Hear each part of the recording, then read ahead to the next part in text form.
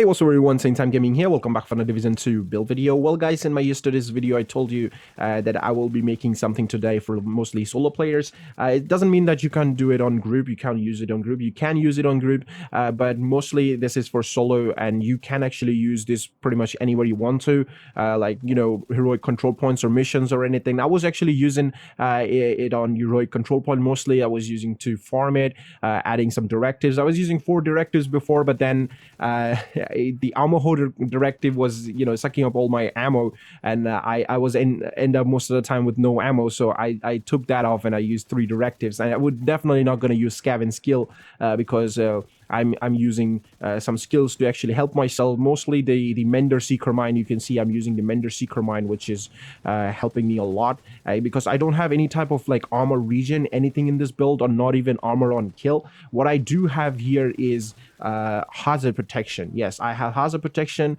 but at the same time I have tons of protection from elites, so I can go and play these control points, because when you play heroic control points or missions with directive, there's most of the time there are going to be elites.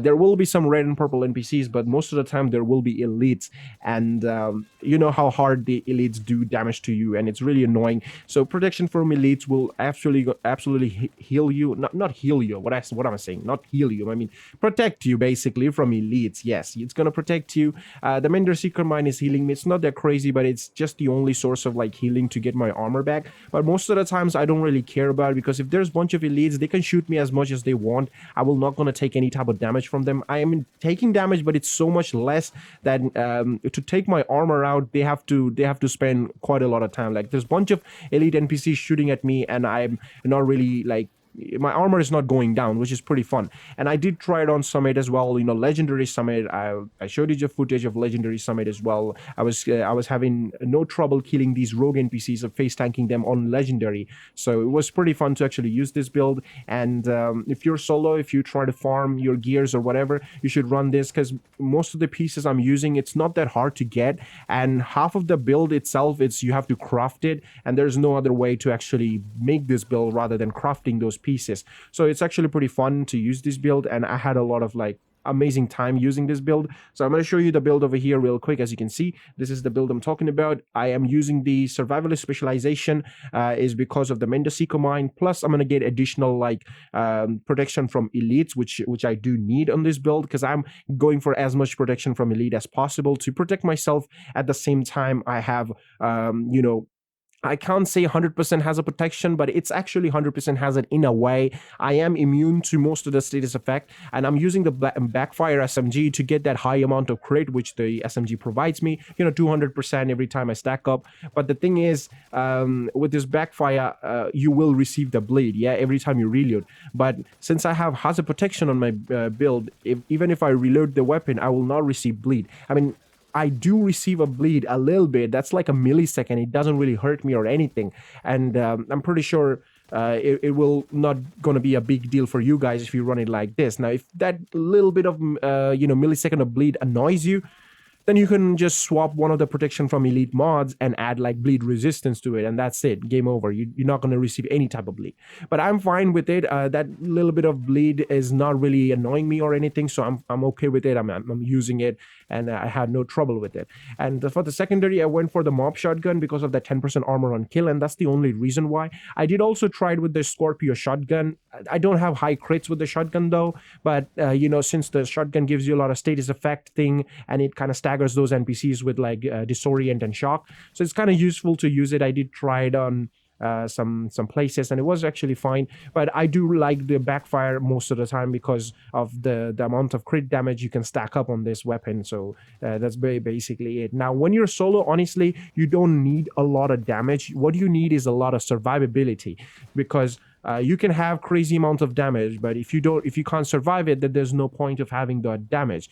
And with this build, you do have a lot of survivability, and the survivability is basically the protection from elites. You don't have any type of healing coming at you. It's not an armor regen type of build, but when you're close to the NPCs, you are getting that bonus armor, because I'm using adrenaline rush on my backpack. So that's what's gonna give you the bonus armor, which will proc intimidate. You know, basic talent, most people run it, adrenaline rush and intimidate intimidate, and that's the damage source basically for you.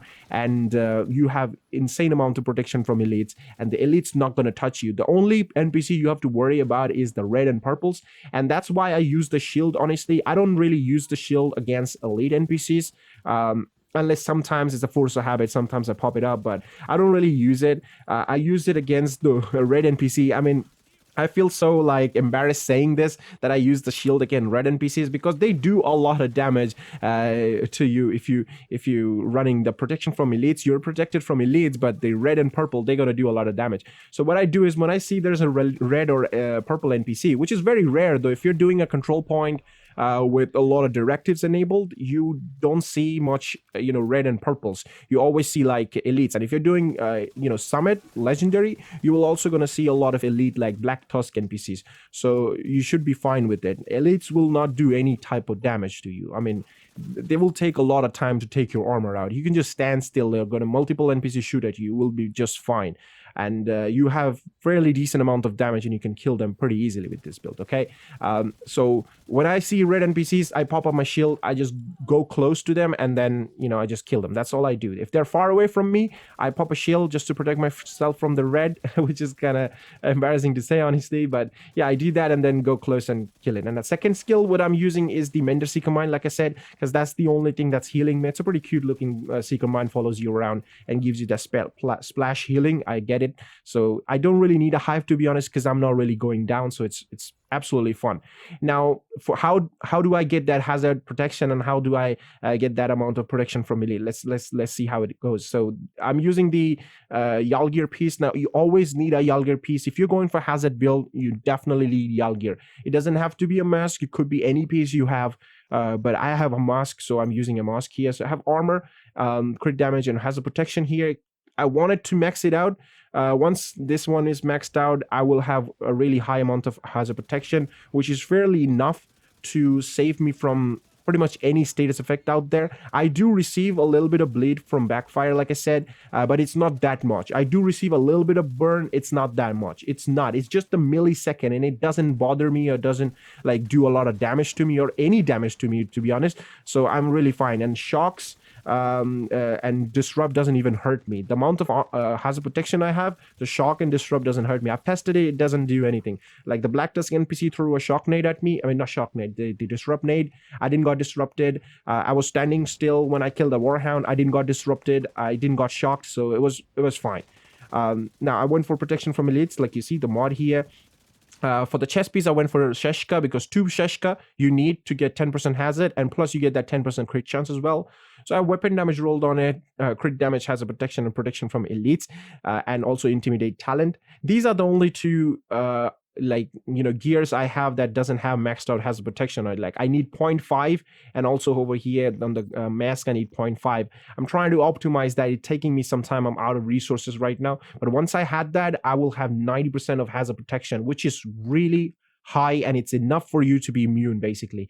Okay, now the holster, of course, improvised gear. Now you have to craft this. I spent a lot of time crafting these things. It's random, whatever you're gonna get. You're not gonna get armor all the time. Sometimes you're gonna get weapon damage, like this one I have here. Sometimes you're gonna get with skill tier. So it's very random. So you just have to keep on crafting. The good thing is you don't really need any type of gear pieces or anything to craft them. You just need credits, some fabrics, ceramics, and all that, and you can just craft them. And I'm pretty sure if you're have higher watch level, you should have a lot of resources to craft this. I mean, yeah. And you will eventually get a good piece. You can probably have a better piece than me by now, I think. But yeah, it's just RNG. What can you do? But you just have to craft them. There's no other way to get these improvised gears. So that's the only reason. The good thing is that you can add hazard, and you can add crit damage, and also you can get a protection from elite mods. So you have crazy amount of stuff, stats, attributes. So same for the knee pads as well. Armor have crit chance on it, and hazard protection and protection from elite mods. For the gloves as well, I have armor, has a protection, crit damage, and protection from elites. So that's the three improvised gear here. Now the second piece of Sheshka, I have the backpack, weapon damage, crit damage, has a protection from elite, and adrenaline rush talent. And I feel it's better to have adrenaline rush than bloodsucker because you need to depend on kill at that point, but this one you just have to be close and you will get it. And I just cannot find a way to fit in memento backpack in this build. I just can't do that because I will lose hazard, I will also lose crits, and I can add protection from elite mod, but I will lose hazard and crit as well. I just cannot fit in memento. I mean, if you want, you can put it, but you will be receiving a lot of bleed from backfire if you use this weapon.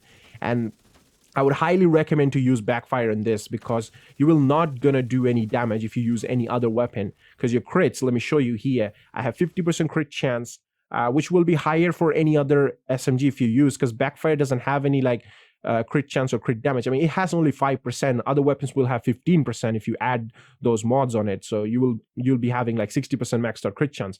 But with backfire, you can only have 50. And I have 106% of crit damage, which is again the reason why I'm using backfire, because once I stack up those 200 crit damage, this will be 306.5% crit damage, and that's quite a lot.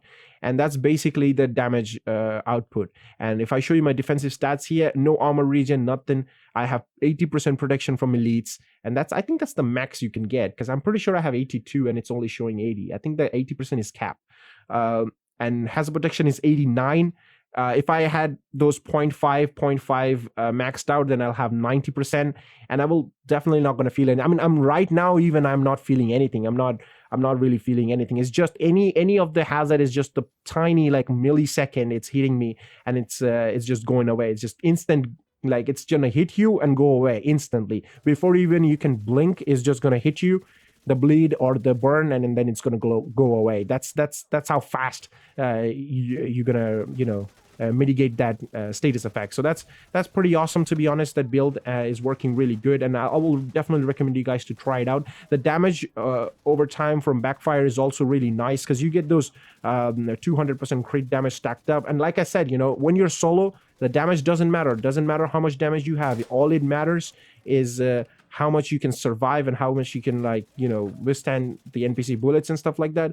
So that's the only thing matters. Now, if you want to see the damage, I can show you here in the shooting range, because I have adrenaline rush, so I will always have intimidate here.